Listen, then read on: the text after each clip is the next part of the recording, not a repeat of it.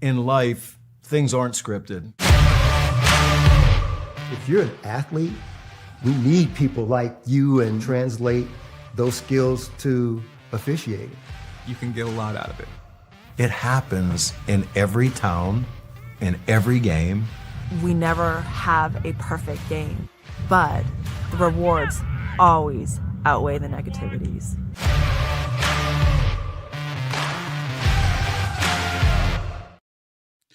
Protect the Game presents the PTG Pod.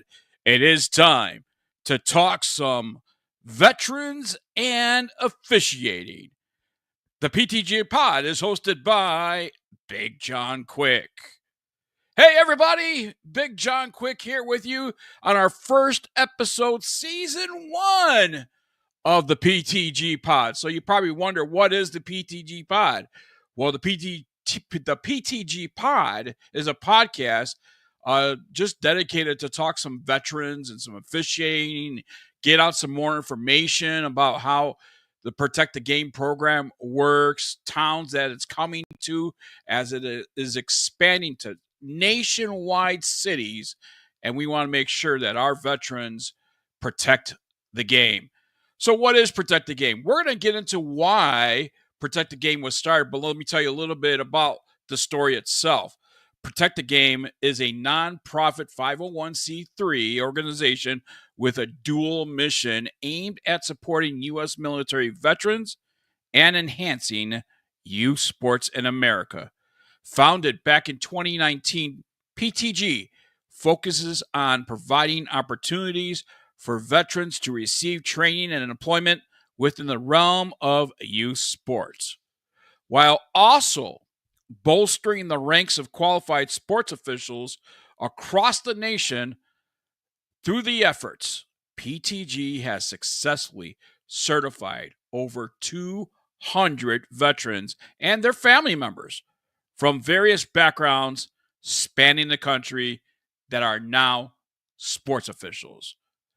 So, I'm John Quick. I am the owner of 505 Baseball LLC, an assigning company out of New Mexico. I also assign New Mexico NMAA, NMOA, high school central region, and I also am the state rules interpreter for NFHS in New Mexico.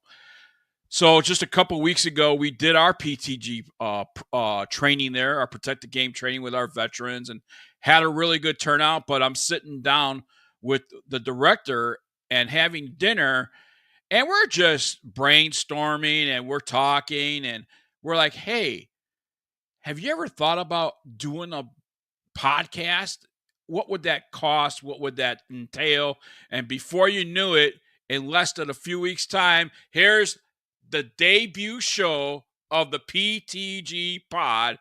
And, you know, when I sit there and talk to Jordan Cohn, the director, I have to have him on as a co-host here on the first episode of the PTG Pod. And, you know, Jordan, we're sitting there at dinner at Dion's, and thank you to Dion's, by the way. Dion's sponsored our event and provided our the campers, lunch, and they were very gracious to do so. So we want to make sure everybody in New Mexico, make sure you go to Dion's, get pizza and subs and salads. They got great food there, and buy yourself a bottle of ranch as well.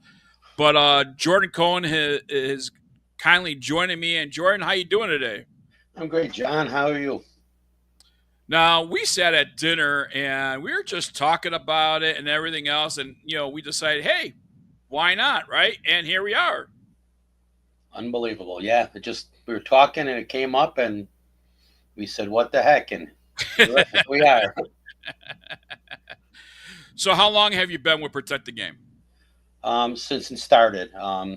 Been started around 2017, 2018, and we've been going ever since. We slowed down a little bit, obviously, during COVID and weren't able to do much training or anything like that. But we're at over 300 people that have been through our training and growing. We've had a great start to the 2025 season with our trainings. We got 16 new guys right now training in northern New Jersey, and then we have another training in South Jersey actually starting tonight. Was the first night. That is awesome. And later on we're going to give some dates to some trainings, and that's the whole idea about this podcast. Is we're going to give you like dates throughout the month and leading into the next month. So later on we're going to be able to do that. We're going to give you some dates and talk about the training that's happening across the country. Now, let me ask you something, Jordan. You travel a lot for Protect the Game, and have you thought it was going to take off the way it's taken off? We were never sure. We always hoped, and we've always been pushing, and we had many people tell us it's going to be harder than we thought it was, and they've been right. I mean, they really have. Our mutual friend Jim Evans was always telling me, he said, Jordan, it is going to be a lot harder than you think to get to recruit the people and get them going. But I don't look at it really a lot of times as work. It's just, I just enjoy doing it so much and being around and working with the veterans. You and I have been around the game for quite amount of years, a long time. You out of Chicago, that's where I grew up, and where I started my umpire career was in Chicago as well. And so give us a little bit of background about Jordan Cohn and how it all got started. Why did you become an official? To be honest with you, I was 14 years old and I realized I wasn't a very good baseball player. So I said, all right, I love the game of baseball. I want to be involved in it. And the local Little League program by our house was always looking for new umpires. So I just went out there and I gave it a try. And that was when I was 14 years old. So many years later, I'm still at it. I've been, I don't umpire as much now as I used to. I very rarely get on the field just because my scheduling has taken over my life, basically. So I live in Northwest Indiana, but I run the Illinois Officials Association. Our membership between all our sports is about 749 guys. And that's still not enough, obviously, but mainly a baseball organization, but we do softball, basketball, and volleyball. I started out the league where I started umpiring 3 years later. They were looking for somebody to do the scheduling, and I guess my scheduling career technically started when I was 17 years old. It was on a real small scale. It was just a little league program in the city, and then grew from there. Then I started to get involved in some travel baseball, and then next thing you know, the travel baseball became high school baseball, and it really just grew from there. I have a partner that I work with. We do baseball for about 65 high schools in the Chicagoland South and Southwest suburbs, and he does softball in as many schools by himself. So we have our hands full, and it just came to the point where I quit my job and I said, I'm going to do this full time. And there I am. I'm still doing it. It's been 30 plus years. I've been assigning with just this whole group. I remember the days when I sat at my kitchen table with a pad of paper and was writing everybody's names down. And on Monday nights, everybody would call me for their schedule for the week, and I'd have like 5 people on hold, and it was just doing that. And finally, a young guy that worked for me said, I'm going to write you a scheduling program. Thank God he did, let me tell you. So now it's just been, it's been great. I remember back in the day, I used to have one of those giant schedules. I think it was like wallpaper on my wall, and each park or each organization had their own calendar. And they had the umpire, and I had umpires written down for my sake, so I could call them, contact them. Because back then there wasn't email or nothing like that. You had to really pick up the phone and get on the phone with them and available. But we have come a long way with officiating as far as how people get into officiating and Protect the Game and other organizations, great organizations out there that's doing the same thing. But Protect the Game is one of the very few people that is taking any family member of any veteran and training them and saying, hey, you could be a part of it with your veteran family member or without your veteran family member. So that's a great way to close the gap. And, the other day here in New Mexico, you had mentioned something about the shortage and the average age of an official today. Tell us what that average age is and what the shortage looks like. The approximate average age in Illinois, I believe, for a high school baseball umpire is right around 55 to 56 years old. And softball, it's actually older than that. I don't really know the national average age, but it's up there. I mean, it's up there, and the It's in the shortage 50s. is it's a real shortage. It's a real problem. There's It's a crisis. Yeah. Fortunately, we have not really had to cancel games here. In some other areas in Illinois, I know they have that, but we're using a lot of one-man umpires in some high school games on the lower levels. Tournaments in some cases are using one umpire. It's bad. I mean, there's really no other way to describe it. It's not just baseball and softball. It's football. It's basketball. It's volleyball. You hear the same stories from everybody who assigns that there's just really, really not enough. And there isn't. I mean, it's young kids really don't want to umpire for, numerous reasons. We always talk about them. Is it the fans? Is it the coaches? Is it they just would rather play video games? But I mean, we're averaging almost 20, anywhere between $20 and $30 an hour, to umpire. You're not going to find a better part-time job. Right. We were very fortunate this week. We had our annual high school clinic, and I had 22 new umpires show up in a room, and I am just hoping that they all can stick. But yeah, I mean, it was the best turnout of new umpires I've had in years.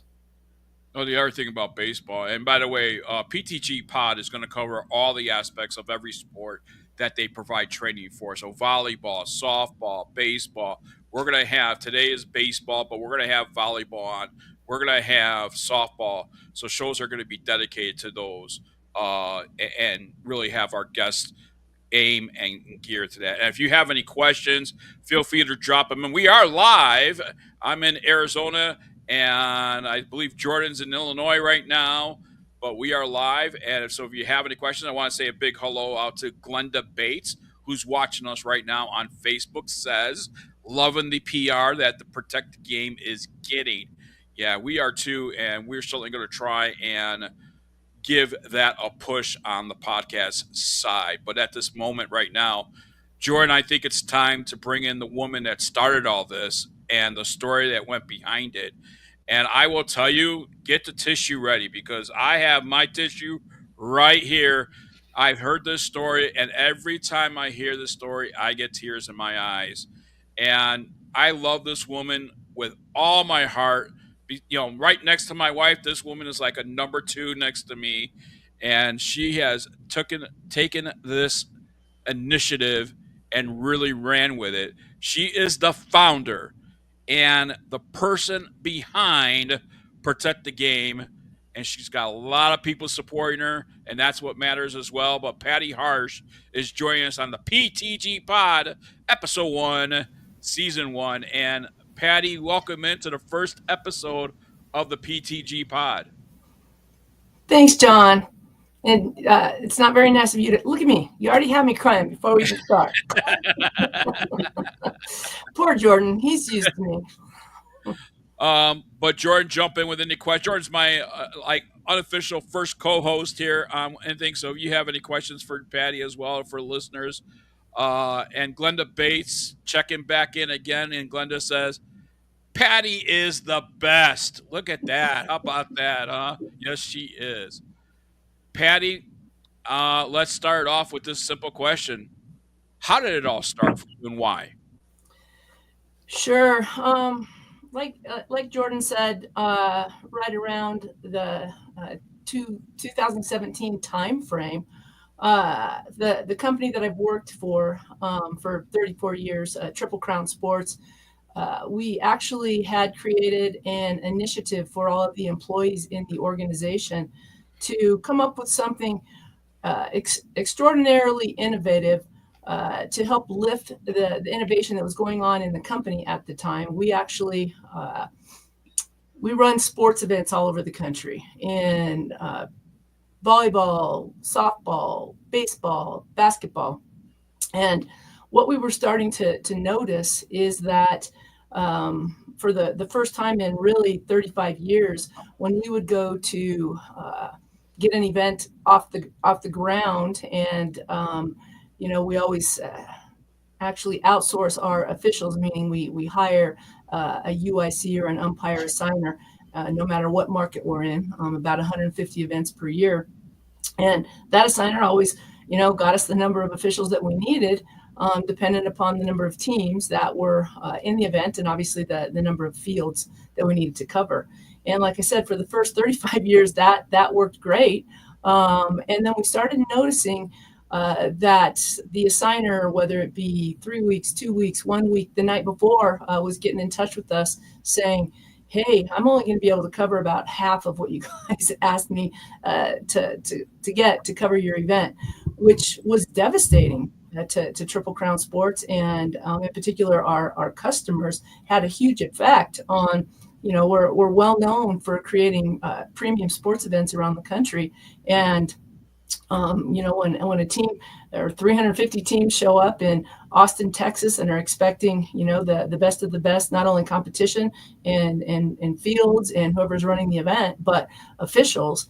And, this is a real life thing. We were actually having to beg parents to come out and, help us officiate games. So not a good look for us at all. So part of this innovation contest that our organization was having, myself as an employee, I thought, boy, what if I could come up with something that could really help to offset the shortage of officials? And Jordan spoke already of, the reasons why, there is a shortage. But, after further investigation, I guess, all of the things that Jordan said were true, mostly being just the bad behavior of the people who are watching the games, the fans, if you will. And so, along those lines, I had in 2011, a tough thing happen as it relates to my brother, who served in Vietnam. So he is a Marine veteran. And once he actually left the Marines in his then private life, if you will, got into law enforcement and also joined the Army National Guard. So for years and years and years, my brother was involved in the military. But I will tell you, he suffered a debilitating stroke in 2011. He was in Kansas. I was in Colorado, where I'm sitting right now. And he suffered this stroke, and I had to get there quickly, which I did. I grabbed a flight, headed to the University of Kansas Medical Center. He had been airlifted from a tiny town in Larned, Kansas, to the University of Kansas Medical Center. And I got there just in time to be able to observe, just my only brother laying there in the ICU, and completely unable to move, unable to communicate. And I sat there for 13 days with him, trying to figure out what to do. He didn't have a plan. We didn't have a plan as a family. And finally, at one point in time, noticed that he was able to wiggle a toe. And so I was asking him yes or no questions and communicating that way with his one toe. And the biggest question being, you're never going to be the same. Do you want to live? And he communicated that yes, he did. And so I went to work trying to figure out what that was going to look like, for him and the rest of our family. And it was just he and I in that room. And I started doing some reach outs with people to be able to help me out. And I will tell you, the people that came out in force were his veteran friends. My brother's a lifelong bachelor. Our parents were deceased. My sister was in San Diego. And so between his veteran friends that came out, his Legion Rider friends, his VFW friends, from that tiny town in Kansas, they figured out a way to help me once my brother was stable enough to be airlifted by air ambulance. It's one of my many people that know me know bracelets that I wear. Eagle Med donated an air ambulance flight for me to get him back to Northern Colorado to begin the long, long road of rehabilitation. And I promised myself on that night, and this was like I said, in the 2012, 2013 range, that I would do something to help veterans. And it took me a while to get to making true to that promise. But in this innovation contest, the other side of what I presented as an employee of Triple Crown to try and win this contest was, what if I could somehow help the veteran population become employed and help them become part of a community, help them be able to, if has been their vision through life, to join employment in the sports arena.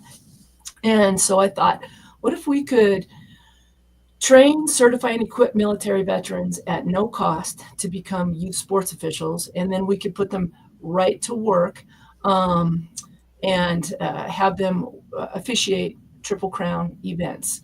And that eventually evolved to not just Triple Crown. It's to any organization that is hiring umpires.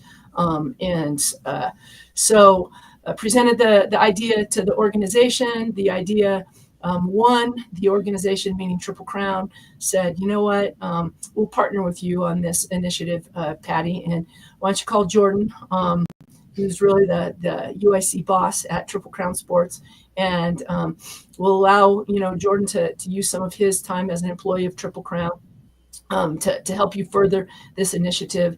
And so in 2019, it became a standalone 501c3 in the state of Colorado, with Jordan as the executive director, myself as the founder and the president. We have an entire board of directors, that are running the show. And then plenty of volunteers around the country, like yourself, John, that help us get them, find us a location to train them, help us train them, and then put them out into the workforce. So I like to say that all of this is in honor of my brother, Dan Harsh. That is just awesome. I just love the story, and it's amazing. And Jordan, when you told me about this initiative and I talked to Patty and I finally got to meet her in person, and I just knew this was something fantastic that I had to be a part of and wanted to be a part of, knowing that how much in my other lives I support veterans. And my wife and my in-laws have a foundation of themselves in New Mexico, so I wanted to be a part of it. Now, we're talking about baseball right now, but as of recent, you have added volleyball and you have added softball. Are there going to be any other sports that plans on to be a part of the Protect the Game initiative where we can look forward to? Absolutely, and one that it's kind of a standalone, but our big supporters in Alaska. We ran softball and baseball trainings there for 2 summers in a row. And from that, our friends there helped us to get into youth basketball. And so we proudly sport. It's one human being that is working or officiating youth basketball in the Chugiak, Alaska area, right near Anchorage. And so we are in that sport as well. We have a person now who I'm working with in the wrestling realm, actually 2 people, one out of the eastern part of the country and one here in Colorado. So I think that's, queued up for a launch before too long. And then I'll let Jordan talk about football because it's a passion of his and something that he'd love to get on board. And I know, John, that's something that you'd like to get going as well. Not to mention one of our biggest supporters, Mike Pereira, who many of you may have heard of, who runs, obviously he works for Fox, but he also runs another nonprofit called Battlefields to Ballfields. And they do great work with us, providing scholarships to veterans to get them versus our gently used equipment that we were handing out to them. Brand new, as Mike likes to say, crisp uniforms and equipment. So he would love to see us get into football as well. But go ahead, Jordan. Well, hold on. Really quick, before we get to Jordan about football, one thing I wanted to say was, I didn't send anybody scripts or anything like that for this today. And it's a great segue because my next question was, what is the partnership like between Battles to Ballfields when, you guys became, and collaborated together? How did that make you feel to solidify what you're doing? Oh, First of all, do we have time for another story? So I'm playing softball. I still play old lady softball, and I'm playing in Nashville, Tennessee. I come off the field. I check my phone. I have a message from an area code in Northern California. So I call, or I listen to the message, and he's like, "Hey, Patty, this is Mike Pereira." And I'm like, "What in the world? Like, why is Mike Pereira calling me?" And so, of course, I sped dial him before my next game, and Mike was kind enough to get in touch with me after having seen a social media post when we were in Chugiak, Alaska, because Mike played college wood bat baseball there back in the day. And so he was super interested in what we were doing, because it turns out he started a nonprofit called Battlefields to Ball Fields. And what they do is provide a scholarship to veterans who are already trained to become youth sports officials. And they just have to prove that they've been through the training. Battlefields to Ball Fields will send them their brand new equipment, as well as reimburse them for their local association dues, and also cover their national liability insurance. And so this partnership, because Mike said to me, "Patty, why would you be handing out nasty old gently used equipment when you could partner up with me, and you get them through the training, and then we will provide these brand new uniforms and equipment for them." So game changer. It's an unbelievable partnership. We're so very grateful, and just have become very good friends with not only Mike, but Melissa and Doug, there. And, even Dana Pappas, who I know is a good friend of yours, and Jordan's, and slowly becoming one of mine as well.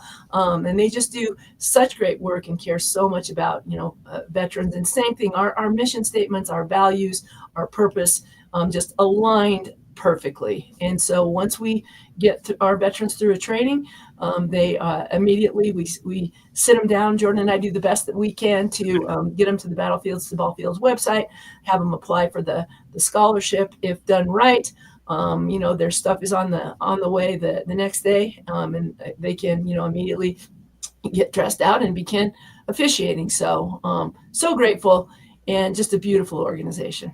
And for the record, by the way, so Mike came out to our state conference back in July in New Mexico, and he didn't rent a car like that, so I was his ride everywhere. So we just hung out the whole day together, and he did his keynote, and I took him back to the airport, and we started talking about Protect the Game, and he had such high praise for you, Patty. He loves you to death, and he said what she has done and what she is doing is God's work, and he really, really, loves you to death. So, well, we're pretty excited because we're going to run a training, and Glenda's watching this, and I think Glenda knows this because I included her in the email last week. But Mike's going to come out and make a guest appearance at our upcoming Protect the Game training for softball and baseball. That Glenda will be actually one of the clinicians for, the head clinician, and so he's going to make an appearance on Friday evening at that event. So we're excited about that.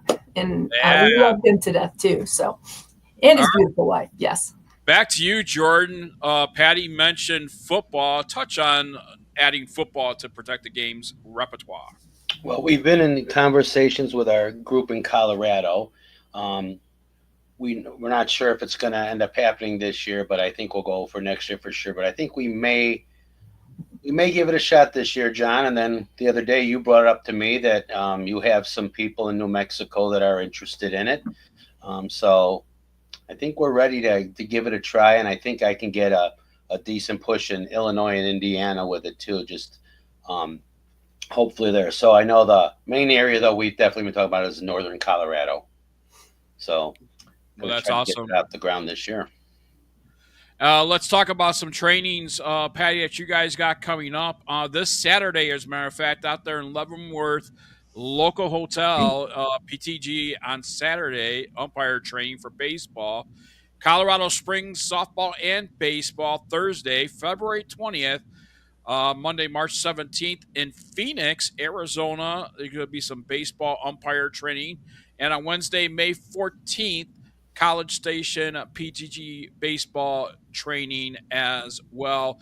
And Patty, this is absolutely free to the veterans and the family members of veterans, aren't they? Yes. Not a penny spent. Obviously, we do put a value on the people's time that they invest, and it takes a little while to get them up to speed. We try to get it done in 3 evenings if we can, or even 1 full day, just to be able to learn the very, very basics. And our people that are our clinicians and our trainers are just the best at then staying in contact with them and putting them out on the field, much like you, John, and the same one that Jordan just ran, and what Glenda, does as well, and Todd, who will be on the call here very soon. Put them to work on the field with a mentor, on a lower age group.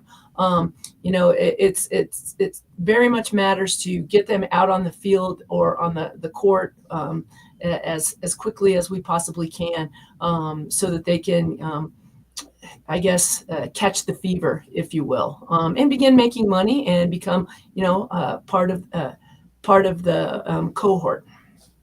Jordan, I don't think people realize that we could touch more on this with Todd when he comes in from United Umpires, which he'll be on in just a few minutes here. But I don't think people realize nobody's getting rich off of it, but certainly great for a college student, a family member of a veteran, certainly great. Can go home with, essentially maybe up to $800 for the weekend, for Thursday, Friday, Saturday, and Sunday. And people don't realize that, it can be a pretty good part-time gig. It's not going to really pay the rent, but it's certainly something for college students to actually get into. And we talked about the average age nationally of an umpire being in their 50s.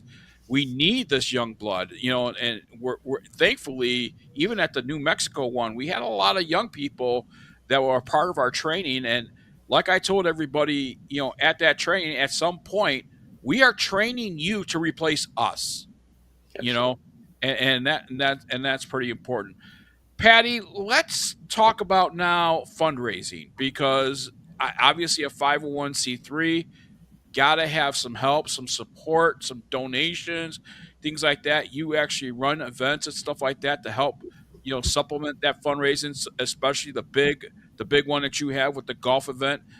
This year will be in August. Talk about the fundraising efforts and how can people help? Sure. Well, immediately I see it going across the screen right now, protectthegame.org.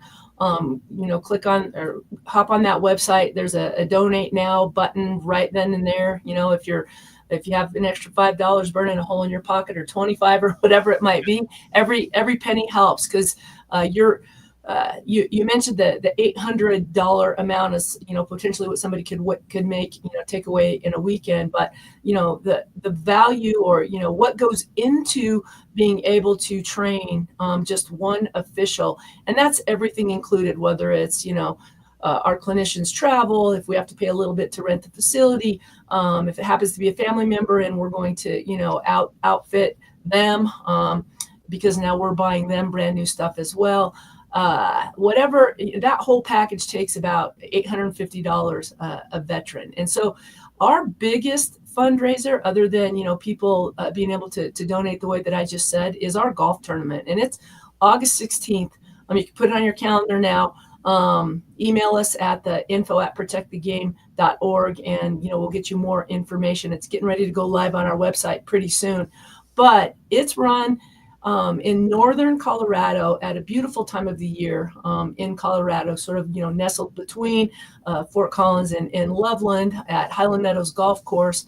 And boy, do we make an event of that. So it's definitely a golf tournament, but you name it, from the fire department coming out and putting out the hook and ladder and hanging a beautiful flag down, to hopefully this year we're working on getting the gentleman that used to sing the national anthem for the Colorado Avalanche to come and sing it at our event, to fun games on every hole, and interactions from great people like John, that you pay him a little bit, which obviously the money goes to protect the game, but he'll put your golf ball in a drone and drop it as close as you want, depending on how much you pay him.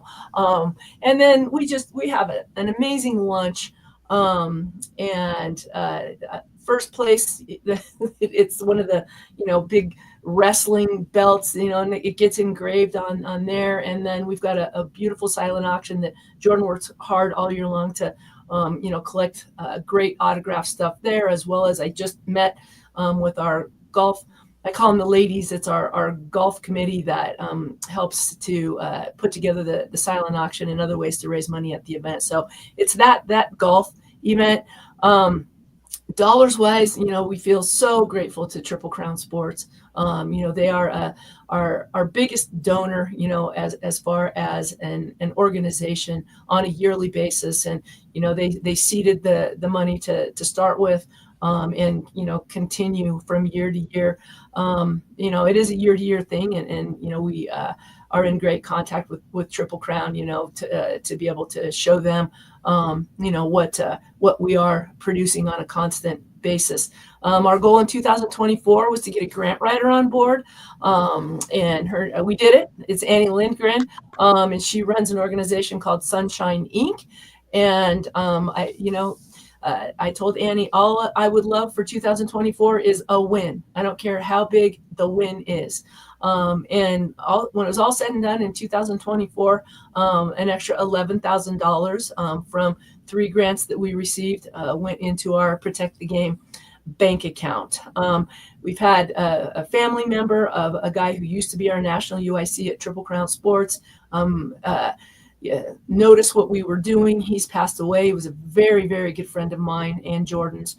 And this is one of his children who now, is making a $5,000 a year donation to Protect the Game. So it's because she came into some money through the death of her mother and was looking for something worthwhile to invest it in. So we run it. We run a pretty tight ship.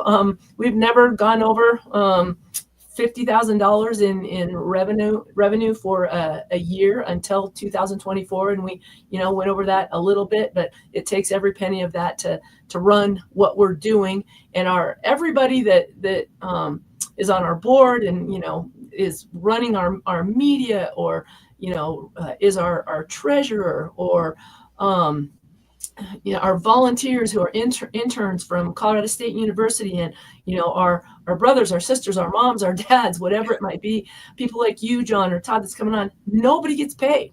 Everybody volunteers to do this. And it's just, through these ways that I said, that we're raising money, that we've been able to pull this off. But Jordan and I have a dream, and we're hoping to get to the number in 2025 to, eventually the volunteers will find other things to do.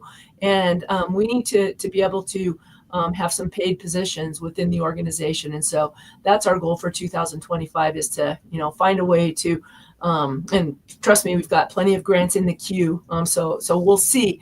But we'd like to at least, be able to offer a paid position for somebody that's in an admin role that can help Jordan and I with our shortcomings. Not that the interns aren't doing an amazing job right now, and the rest of the volunteers. So my final question for you before we bring Todd on is, can you talk about the nice little program you guys have, Salutes Our Heroes?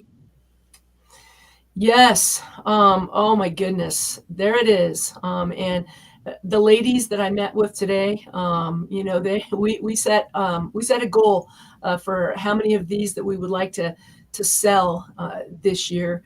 And if you go onto our website, you're also able to click on the link that says Honor a Veteran.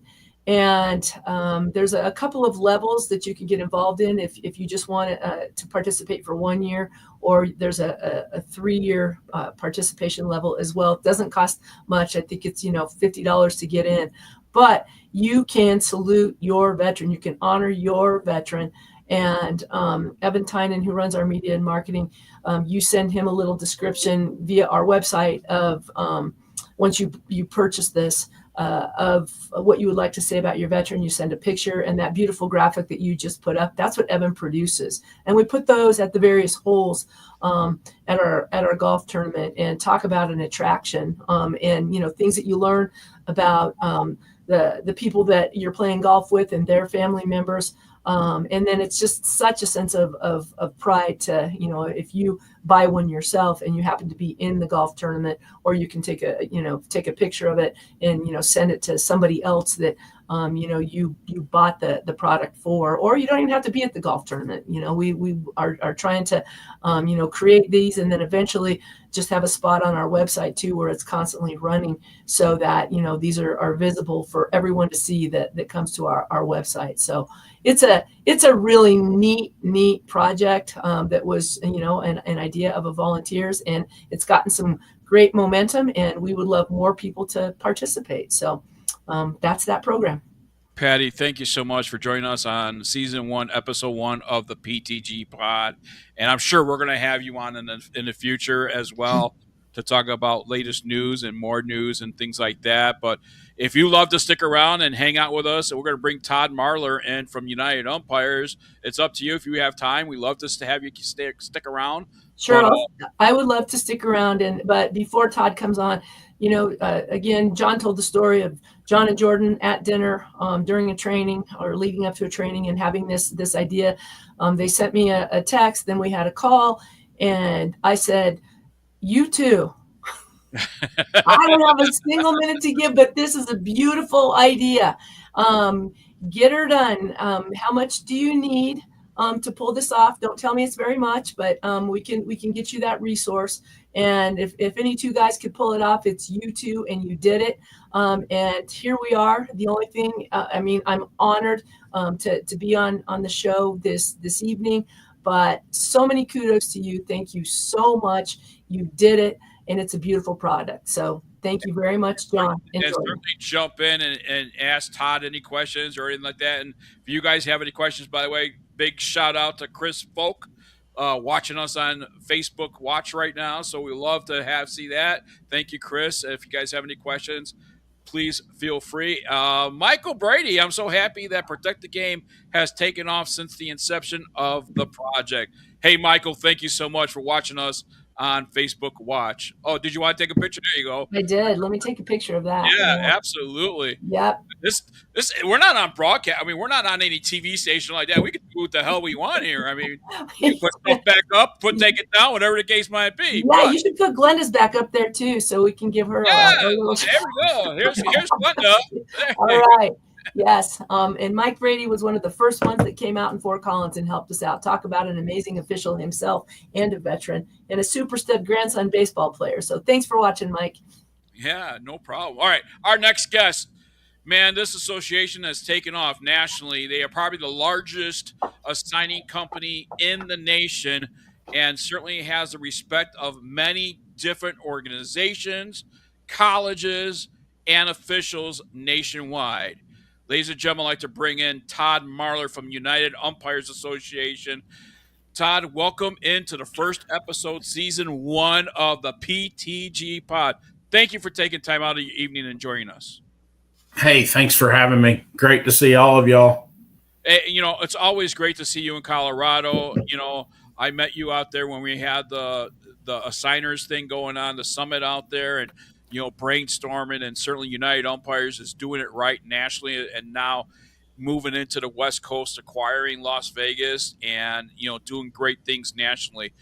Tell us about United Umpires, what they do, and how did you become a part of Protect the Game?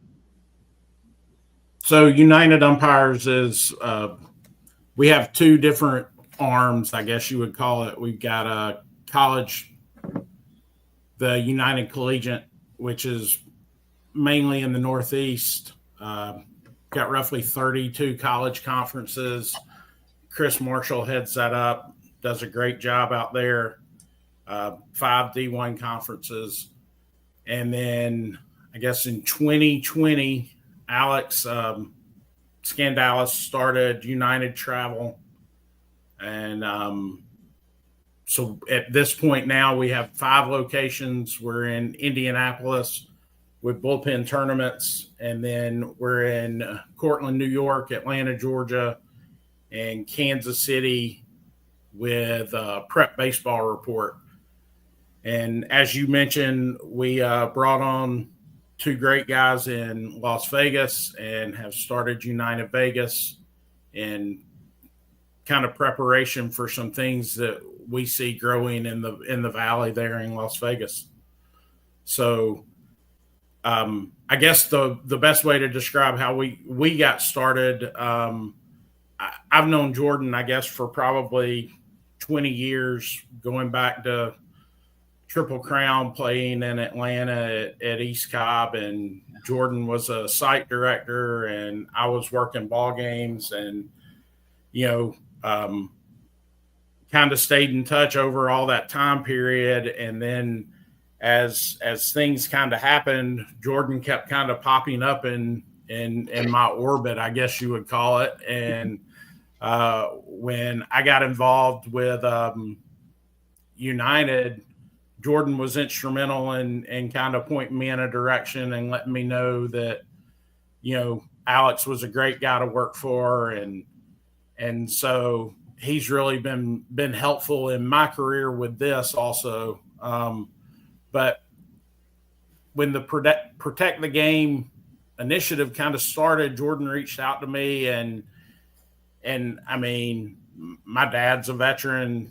My mother's husband's a retired Air Force Master Chief, and it just made sense. And we have a great partner in New Jersey with John Galante, who's done just a phenomenal job out there with Protect the Game and putting new officials on the field. And, Jordan and I had talked, and Alex and Jordan had talked, and I know Alex and Patty had talked, and there was so much of how do we get this, in all of the locations that we're involved with. And we really kind of made a really strong effort to make this happen this year. And we were fortunate. We had a small but really excited group in Atlanta, I guess 2 weeks ago now. And we had a pretty good group in Las Vegas. John, who is kind of our sister company in the Northeast, for the travel market, I think he's got 28 or 29 people in his program right now. And then the one coming up in Leavenworth this weekend, our Midwest director, Josh Nolan's going to help out there and do some training with some of our guys there from Kansas City. So that's kind of a synopsis of how we got here. And, we're happy to be involved with it, because Triple Crown and Protect the Game have always been very helpful and supportive of us with everything that we've done. And we hope that we can help do that for y'all as well. Would you agree with me, Todd, when I say you've been in this business a long time? Jordan's been in this, baseball umpire world a long time, and we have all done different levels from the pros all the way down to youth with Triple Crown events and other type events. Would you say, and certainly, I take it this way, but nationally, the umpiring brother sisterhood is a big fraternity, and certainly looks out for its own, even if you're a part of a different organization. Would you kind of say that as well, that it's a big fraternity? Absolutely. We have a saying inside of United. It's United family. We're all looking out for everybody and wanting everybody to be successful. But I work with people with Perfect Game. I work with people with all other organizations, and I think one of the big things for me is how do we help our side of the game keep up. I heard a guy the other day say, we don't have an umpire shortage, we've got a game surplus. They're just playing too many ball games, and I guess to some degree that's probably true, but we definitely need more people. We need to try and train more people. And I look at guys that work for us and gals that work for us, ladies that work for us that have been in the military or have been involved with law enforcement. And, those people don't take long. They show up at the ballpark, they're dressed sharp, their uniforms are always in great shape. They grew up and lived a life inside of rules and they're strong with the rule book. And, most of the people that we see come from that side, from that kind of walk of life are really good officials at all levels. And, it just makes sense to try and bring more and more on from those walks of life. As for veterans, would you agree with this statement? Giving something for the veterans to do when they come back home, and certainly this mission of protect the game could be the answer. Oh, absolutely. Absolutely.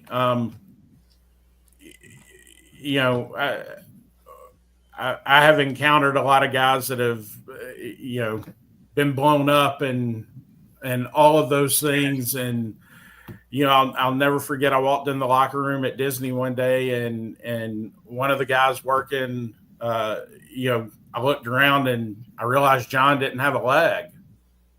And he had a prosthetic from where he had lost his leg in the military. And having a conversation with him and he was real quick to tell me, being able to get on the ball field and officiate was something that probably got him through that. And I think that story is probably pretty common with a lot of these people. And, anything that we can do to support the people that are willing to give us our freedom and go give everything that others of us don't, we need to do anything we can to help them when they get back home. Kyle H says, "Hooyah! The brother sisterhood in umpiring is what I needed after I retired from the military." That statement right there, right? And Patty and Jordan, I hope you can agree with me when I say this is the reason Protect the Game is around. Yes, absolutely. Absolutely. And Kyle, like he said in that comment, he can attest to that. Kyle was one of the first people to sign up and get behind us in Colorado. Unfortunately, he fell victim to the COVID shutdown crisis, and so we weren't able to pull that one off. But since then, Kyle found a way to get certified anyway, and now is an integral part of our program. He and I met for coffee a few weeks ago, and he's one of our biggest cheerleaders. But his story and what he just said, it just hits the head right on the nail. Absolutely. And the nail on the head, excuse me. Todd, moving forward, what can we expect with United Umpires in partnership with Protect the Game, and how many trainings are we looking for in 2025 with United Umpires and Protect the Game? I believe, like I said, we had something here in Atlanta. We've got something coming up in Leavenworth. I believe it's May that we have something in Indianapolis. Yeah, late May. And that date is hopefully going to be something that we literally can potentially plug those people in maybe the next week. I think that's one of the big challenges for us is trying to do the training at a time that we can plug the umpires or the officials right into a game without there being a 3 or 4 week lag. Or even months at a time, because sure, the trainings happen and they're sitting months at a time and not seeing any kind of other additional trainer, additional education, stuff like that. And that's why right. we try to strategically date our trainings leading into the high school season when all our trainings and all our scrimmages is actually going to be taking place. And that way they're right away that next week on the field. I know they may not have a uniform. They may not have equipment, but you know what? It's training. It's not an actual game. Let's get them on to work. Let's get them working on mechanics and everything else. And by the way, I have a nice little story with Todd and United Umpires. So I sent a umpire to pro school when I was assigning in Wisconsin, and his name is Kevin Shows, and the nickname is Showsy. And Todd knows who I'm talking about. But that guy, so he was a great umpire. And I said, hey, man, you got to go to pro school, and I'll send you to pro school and get all the recommendations for you in there and all that stuff. And sent him. He worked the Can-Am League, got a job at, in the minors, but now he's also working for you guys at United Umpires. And you guys have quite a few people that have gone to pro school that help you train, don't you? Yes, sir. And Kevin's a great guy. He helps with our Indianapolis operation and runs kind of oversees Kokomo on a day-to-day, and a super great addition for us. But I guess of probably the 14 or 15 full-time people that we have, I think all of us have been to pro school at some time, or some of us many more years ago than others. So, but we're very fortunate. We've got a great group of individuals that are at our camps and are able to help with these trainings. And most of the guys that are training focused for us have all spent a fair amount of time in professional baseball also. Yep. Well, I can tell you, John, I don't want to interrupt you, but I've been very good friends. Like Todd said, we've known each other for a long time, and I have known Alex for actually longer than I've known Todd. And the way that this group is they are, I don't know if there's anybody really better in the country, to be honest with you. The way they train, I agree. People they have working with them, they are just so good at what they do. And I take a lot of Alex's ideas and I try to put them here and in Illinois, and really they're just a top organization. They got training films all the time. Their guys who do their media stuff are incredible. I mean, everything is just so professional and so good, and it's crazy because Brian DeBrouwer works with you guys, and Alex had a training going on down in Florida a few years ago, and I really just wanted to go down there and check it out and see what it's like. And so somebody was picking Brian and I up at the same time at the airport, and we just started talking, and then we go and we find out that when he was a kid, 17, 18 years, whatever, he had umpired for me in Myrtle Beach with Triple Crown. So you talk about the small world of the umpire group. It's actually incredible, but just really a shout out to the United guys, because Alex done such a great job surrounding himself with the people he has, and they're all good. And to be honest with you, I have not met one guy with them that I can't get along with. They're just good people. I haven't really met Josh. I had a handshake with him, I think, but I am looking forward to meeting him this weekend. So I do.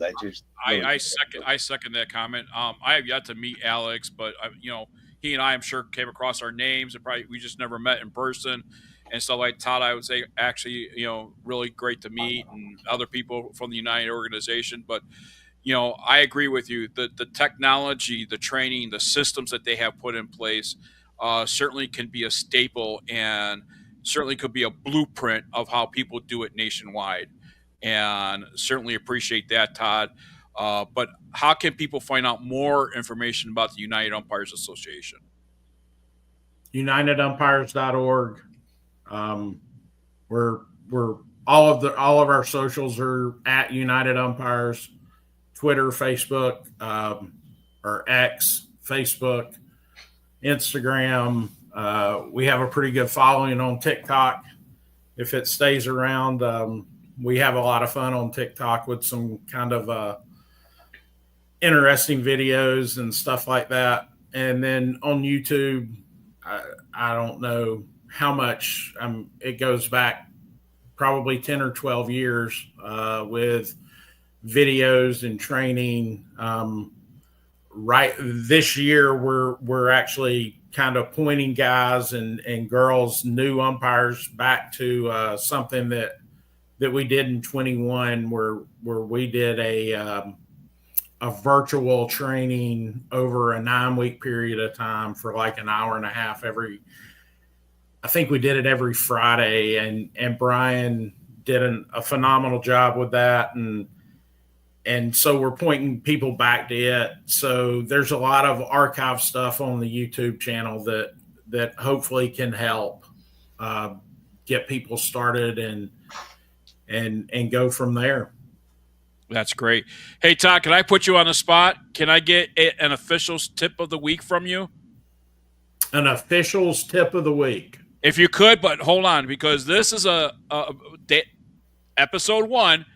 And so I thought at the end of every single show, I'm going to try and put our guest on the spot. Or I was going to do the official's tip of the week, but I like Todd to do the official's tip of the week. But first, before I do that, let me officially do it the proper way. Ladies and gentlemen, boys and girls, here is the PTG Pod official's tip of the week. And here with your tip of the week, Mr. Todd Marler from United Umpires. Thanks very much for that introduction. I guess I said this at a camp the other day, and I kind of said it jokingly, and after I heard it come out of my mouth, I thought that makes a lot of sense. If we'll think about going on the field and going on the court with only two things, a good attitude and chapstick. That's my official tip. There you go. Todd Marler with the official's tip of the week. I love it. Nice job for the first one, Todd. I appreciate it. Hey, Todd, thank you so much for taking time out of this Tuesday evening and joining us for our first episode of the PTG Pod. And certainly we'll probably have you on in the future episodes as well. But thank you so much, and good luck to you guys at United Umpires. Absolutely. Thanks very much, Jordan, Patty. Thank y'all very much. John, keep up the good work with this. Thank you, bud. Appreciate you. Thanks, Todd. Patty and Jordan, how is that for the first episode, season 1 of the PTG Pod? More tears. I'm grateful. I'm excited. I knew you guys could do it, but I can't believe that it came together like it just did. A professional product that tells our story, got it off the ground, and more great things to come. So I'm fired up. Thank you. You're welcome, and I am so happy to be a part of it. Thank you for having me a part of it. Jordan, episode 1, season 1 of the PTG Pod in the books, my friend. And by the way, go make sure you go subscribe to us on YouTube. That's how you will be notified whenever we have live shows, and we'll be on. We're trying and do it as often as we can. We don't have a set schedule for the PTG Pod, but it's kind of just a general when everybody's available, and if everybody's available on that day, we're going to do it that day. So, Jordan, what do you think about episode 1, my friend? I love it. I am actually excited to see where we go from here. I when you had your other podcast before, I had a great time anytime you had me on and stuff, and you came out to the golf outing and did it live, and we're probably going to put you on the spot a little bit here, John. Maybe bring you out to some of our other events this year live. There the you go. Buster there in Omaha. Let's do it. See what we can do. You live in Arizona. We got a training in Arizona coming up in March. I'm thinking a live bar podcast from the training, maybe. So. Well, that does it for the PTG Pod, presented by Protect the Game. For more information about Protect the Game, head over to www.protectthegame.org. For Jordan Cohn, for Patty Harsh, I'm BiGG JON Quick. Make sure you subscribe to us on YouTube, like us on Facebook, because that is the only way you will know when we are live. Thank you for everybody for watching. Thank you for listening. And as I always say at the end of every show I do, take care of each other. You matter. God bless. Thank you for watching.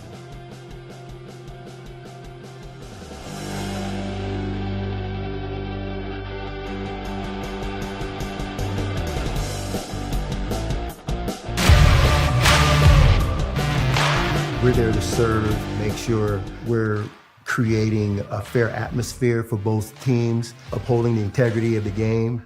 I chose to be an official. It's the best decision I've made. In life, things aren't scripted. Games aren't pre-scripted. You know, I got into officiating because my father was an official.